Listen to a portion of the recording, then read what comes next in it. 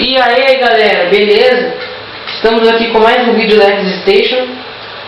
E hoje eu queria mostrar a vocês como entrar no laboratório de metanfetamina. Vocês podem ver que é isso aqui, ó.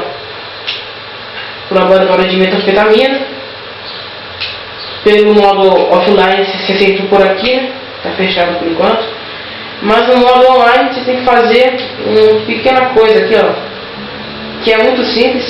Você tem que pegar um carro, estacionar bem aqui. Aí você sobe aqui, ó, no carro. Aí você tem que fazer o que?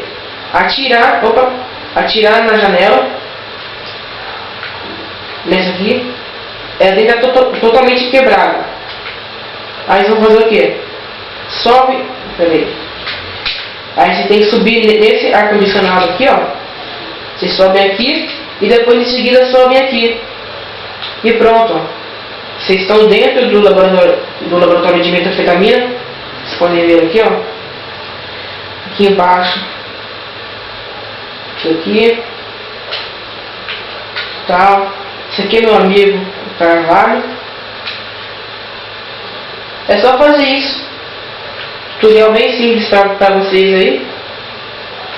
Tá aqui, ó. E não tem como sair, só pela janela lá. Aí, ó, o laboratório de metanfetamina, tudo. As coisas que eles usam aqui. Então é isso, galera. Muito obrigado por quem assistiu. E até mais. Falou!